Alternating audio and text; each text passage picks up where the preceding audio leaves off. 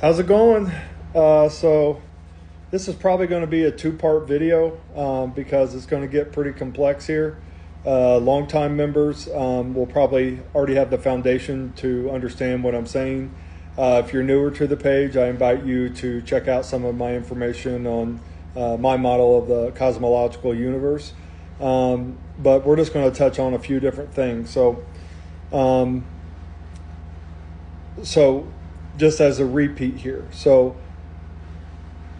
we have three different stars that I've only given you two so far, but the third is coming tonight. So we have stars that are like our sun, right?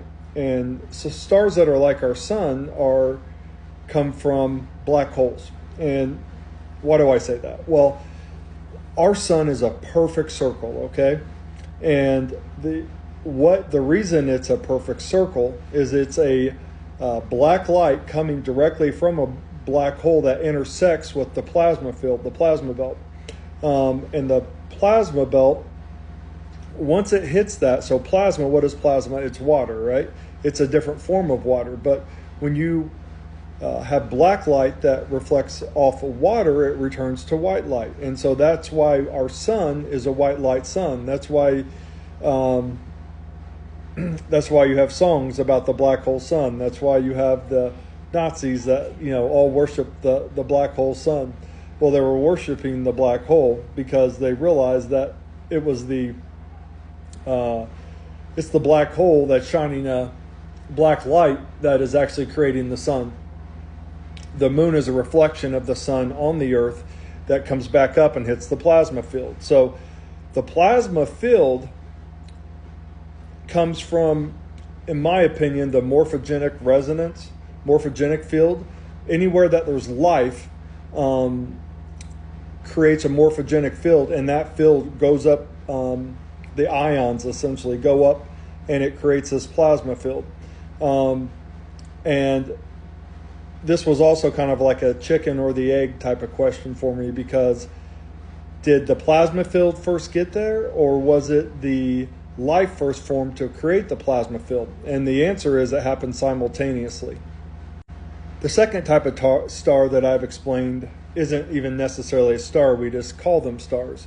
And a star like that would be Polaris. That is all these cymatic shapes, right? It's not a perfect circle like our sun. It's all these different cymatic shapes. Those cymatic shapes come from the center of the realm. For us, every realm is a torus, right? Or a toroid. And so all of them have different energy signatures. And like I've told you in the past, ours looks like a cursive L. And when I'm talking about energy signatures, what I'm talking about is vortex mathematics. So it is, how does the energy flow within the vortex? So like your bathtub draining, right? How is that energy flow measured that's going around there? So ours looks like a cursive L because that is the toroidal flow dynamics of that toroidal field. And that's why I said in other videos, it looks like an elongated golden ratio, or just like our DNA. We also know that there is the one time we have footage of a Russian craft going over the polar gate. They see all this translucent light, just crazy amounts of translucent light coming out of there. And the reason that's happening is because, again, it's a toroid. So it works the same way that your heart does. So everyone thinks their heart is a pump, but it's not a pump. The reason your heart pumps is because the blood flow is creating a vortex, and that is called a Merkaba. The planet has a Merkaba as well. And it's the act of breathing that allows the blood to flow. And all these things are always happening simultaneously, but it allows the blood to flow. That blood flowing, going through the heart itself, through the ventricles, are what create the vortex that creates the pumping motion. So you literally have an energetic pump, and that's why your heart pumps. And so the red veins is the explosion side coming out. So it's always explosion out the top, implosion or sucking in the bottom. So the explosion comes out, and that's why your veins are red, because it's pushing the blood out, right? When coming back, it's blue because it's sucking in. That's why if you blow out, it's hot. But if you suck in, it's cold. It's the same motion. So ours is like I said, looks like a capital cursive L. And so that is the energy signature of the vortex in the center of the realm. That explosion right out the top, just like your heart, is shooting straight up. When we see the North Star or Polaris in the night sky, what we're actually seeing is that energy signature intersecting with the plasma field. In the same way that we see our sun because of the reflection of the black hole, direct black hole circle going right to the sun. Now the third version is what I recently discovered. And so I've been thinking about the breath of Brahma, the expansion and contraction of the universe. And I've told you that I don't think the elliptical patterns are fixed like they say, because everything in our reality outside of the Metatronic overlay, the false synthetic overlay, outside of that, everything in our reality is spirals. I think they only look like they're fixed because we are moving with it. So all at once at the same time. And you also have time dilation as well. But it's because we're looking from a third dimensional kind of thought pattern plane of existence. So they say that the universe is always expanding, but that's not true at all. It can't be, because when you breathe out, and then you have to breathe back in.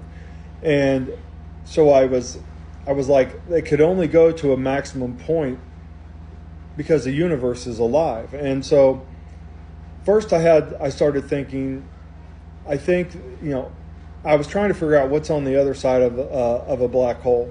And so I started thinking about how the universe has a hum.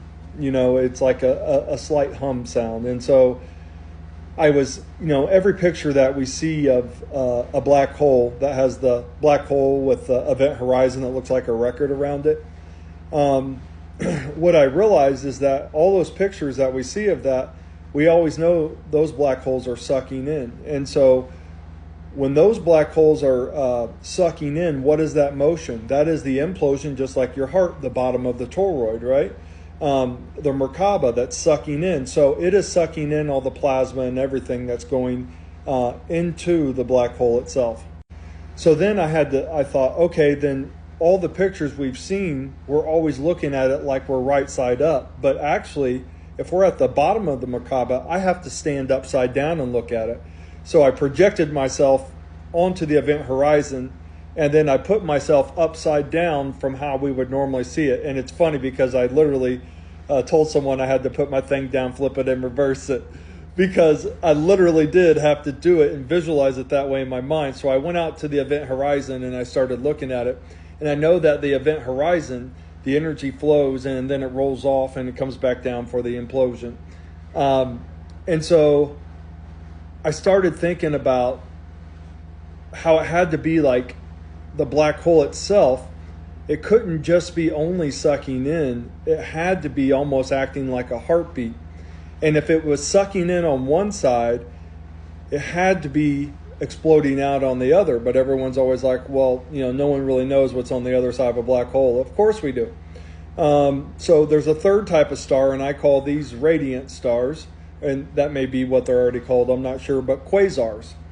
So quasars are at the center of galaxies, and they look different than the other two types of stars. They are radiant light coming out, like an explosion type of light, like a Helios mask, and it's going out everywhere. And once I realized that, I thought, oh crap, okay, now I know what's on the other side of the black hole. How can I apply this to other things that I know? And we'll hit this up in the second part of the video.